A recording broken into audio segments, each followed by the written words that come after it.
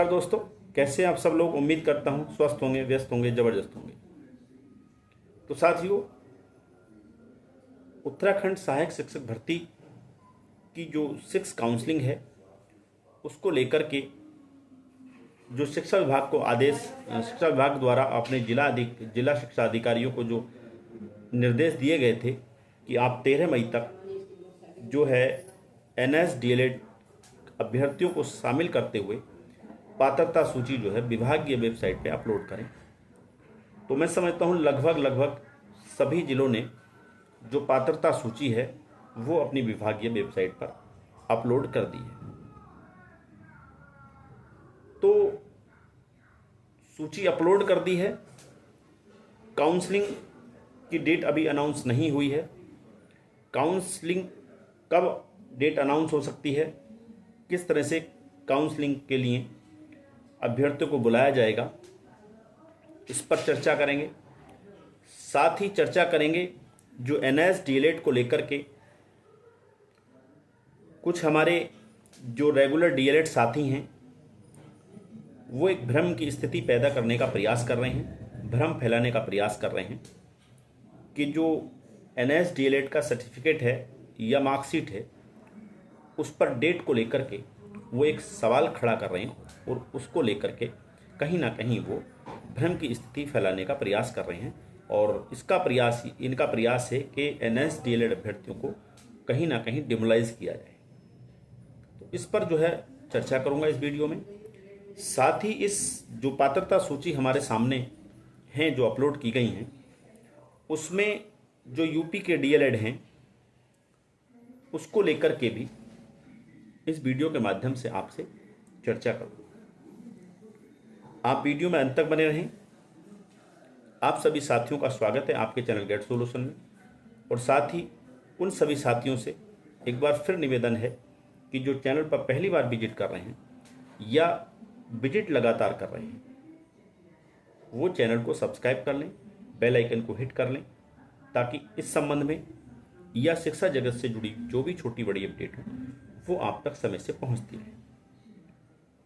तो साथियों, जैसा कि आप जानते ही हैं 13 मई के लिए शिक्षा विभाग ने अपने जो जिला शिक्षा अधिकारी कार्यालय हैं उनको सबको जो है एक निर्देश जारी कर दिया था कि आप 13 मई को जो है NSDLED अभ्यर्थियों को शामिल करते हुए जो है एक जो है रेगुलर DLED की और NSDLED की कंबाइन जो है एक पात्रता सूची आप अपनी वेबसाइट पर अपलोड कर दें, यानी विभागीय वेबसाइट पर अपलोड कर दें।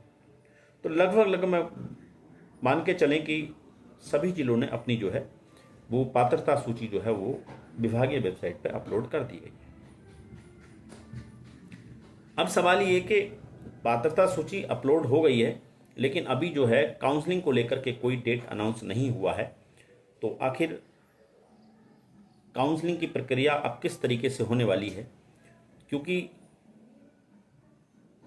ये ना माना जाए कि पात्रता सूची में आ जाने से हमारे वहाँ पे चयन निश्चित हो जाता है, नियुक्ति निश्चित हो जाती है। ऐसा नहीं है। पात्रता सूची का मतलब है कि जिन जिन लोगों ने इस भर्ती में आवेदन किया था, यानी कि 2020-21 से लेकर 24 तक जिन लोगों ने आवेदन किया है उन लोगों में से जो पात्र इस भर्ती के लिए योग्य हैं, पात्र हैं, एलिजिबल हैं, उन लोगों की ये लिस्ट है। अब इसमें से काउंसलिंग के बाद फिर से एक लिस्ट बनेगी और उस लिस्ट में जो लोग होंगे उनको जो है काउंसलिंग के लिए बुलाया जाएगा, पेपर वेरिफिकेशन के लिए बुलाया जाएगा। वो कितने गुना होगी, जो पद हैं रिक्त अलग अलग जिलों में उसके 3 गुना 4 गुना जो भी गुणांक रखा जाएगा उस हिसाब से उन अभ्यर्थियों को जो काउंसलिंग में बुलाया जाएगा और उनके जो वहाँ पर पेपर वेरिफिकेशन होंगे और पेपर वेरिफिकेशन होने के बाद जो है उनको वहाँ पे जो उसमें मेरिट में टॉप में होंगे उनको जो वहाँ पे नियुक्तियाँ मिल जाएंगी। ये रही बात। अब सवाल ये है कि जो पात्रता सूची में यूपी के DLED हैं क्या उनको भी काउंसलिंग में बुलाया जाएगा? ये एक बड़ा सवाल है। अगर उनको काउंसलिंग में बुलाया जाता है तो ये किसी भी तरीके से ठीक नहीं है, क्योंकि आप सभी जानते हैं जिन लोगों ने यूपी से डीएलएड किया है वो वहाँ पे अपने आप को स्थायी दिखाने के बाद ही वहाँ से डीएलएड किया है, और हमारी उत्तराखंड भर्ती में उन्होंने यहाँ का स्थायी होकर के अपने आप को यहाँ पर आवेदन किया है। तो इस नज़र से जो यूपी के डीएलएड किए हुए लोग हैं वो जो हैं इस भर्ती में कायदे में पार्टिसिपेट नहीं करने चाहिए, उनकी नियुक्तियाँ यहाँ पर नहीं होनी चाहिए, उनकी काउंसलिंग नहीं होनी चाहिए।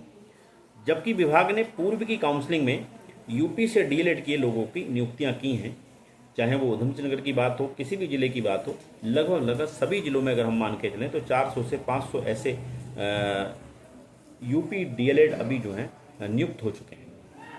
तो ये सरासर जो है एक गलत गवर्नमेंट कर रही है, क्योंकि ये जाहिर सी बात है कहीं ना कहीं जो नियमावली है उसके नियमों की अनदेखी की जा रही है।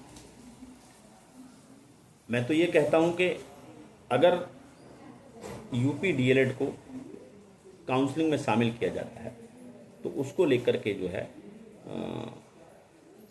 जो हमारे एनएस अभ्यर्थी हैं वो ज़रूर से इसका ऑब्जेक्ट करें, इसको चैलेंज करें। हालांकि सरकार का आर्गूमेंट ये है कि जिन लोगों के जो मदर फादर जॉब में हैं उनको हम कैसे रोक सकते हैं। तो ऐसा नहीं है कि जितने लोग यूपी से डीएलएड किए हैं उनके सबके ही मदर फादर हमारे यहाँ जो है जॉब में है, ऐसा नहीं हो सकता। कुल मिला के यूपी से जिन लोगों ने डीएलएड किया है ये जो है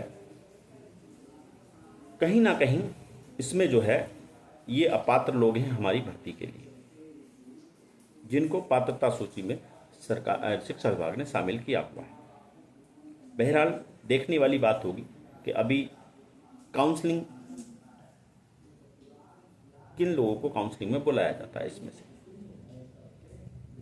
अब बात करते हैं कि एक मेरी वीडियो में कमेंट के माध्यम से कई लोगों के कमेंट भी आए कि जिन लोगों की मार्कशीट में या सर्टिफिकेट में 31 मार्च 2019 डेट है वही जो है डिप्लोमा वैलिड है, अन्यथा जिनकी मार्कशीट में बाद की डेट हैं मई या जून की वो जो हैं मान्य नहीं है। इस तरह की चीज़ निकल करके आ रही थी और ये काफ़ी चीज़ें आप लोगों तक भी शायद ये चीज़ें पहुंच रही होंगी। तो मैं उन सब साथियों से कहना चाहता हूं कि ऐसा कोई मामला नहीं है डेट को लेकर के, क्योंकि परीक्षा मार्च में कंप्लीट हो गई। 31 मार्च 2019 से पहले पहले आपने परीक्षा करा दी, वहाँ पर आपकी परीक्षा हो गई, आपका सत्र वहाँ पर क्लोज हो गया। उसके बाद रिजल्ट जो है वो बाद में जारी हुआ और बाद में जारी होकर वो मई जून में जब भी वो रिजल्ट आया तब की वो डेट उसमें जब रिजल्ट जारी किया गया उस डेट को वो डेट वहाँ पे मेंशन की गई है। आप यूँ मान के चलिए कि अभी तो आप देख रहे हैं कि लगभग जो हमारे हाई स्कूल या इंटर के एग्ज़ाम्स होते हैं उनके जो रिजल्ट्स हैं वो मोस्टली जो अब अप्रैल में आ ही जाते हैं। लेकिन अगर हम थोड़ा पीछे चले जाएं आज से 10, 12, 15 साल पहले, तो एग्ज़ाम होने के कई कई महीने बाद रिजल्ट आउट होता था, और जब रिजल्ट आउट होता था तो उसमें तभी की डेट जो है डाली जाती थी, जबकि वो आधा सत्र लगभग निकल चुका होता था। जुलाई में, अगस्त में जाकर रिजल्ट कई बार आते थे। तो क्या ये मान लिया जाए कि उन्होंने जो है वो जो 12वीं या 10वीं की है वो उस सत्र में ना करके आधा सत्र और बाद में की है? ऐसा नहीं है। रिजल्ट जब निकलता है तो उसमें जो डेट डाली जाती है वो जब रिजल्ट जारी किया था वो डेट डाली जाती है।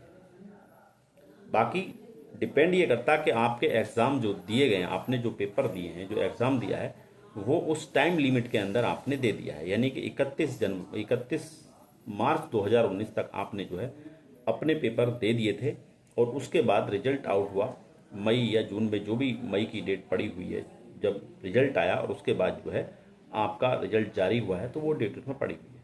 तो ये कहीं से कहीं तक आपको भ्रमित होने की ज़रूरत नहीं है, ना ही घबराने की ज़रूरत है।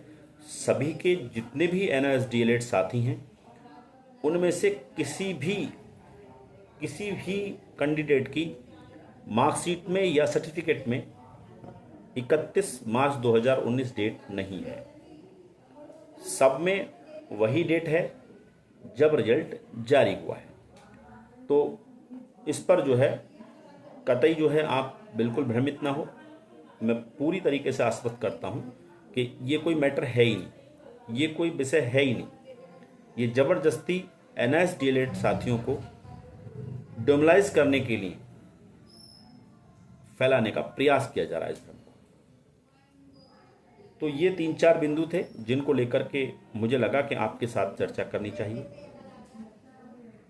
उम्मीद करता हूँ जो ये भ्रम फैलाने का प्रयास किया जा रहा किसी हद तक आप इससे बचे रहेंगे और आप वीडियो में अंत तक बने रहें, इसके लिए आपका बहुत बहुत धन्यवाद। आगे जो भी अपडेट होगी इस विषय को लेकर के या इस संबंध में, वो लेकर के फिर आपके बीच में उपस्थित रहूँगा। तब तक के लिए साथियों नमस्कार, धन्यवाद।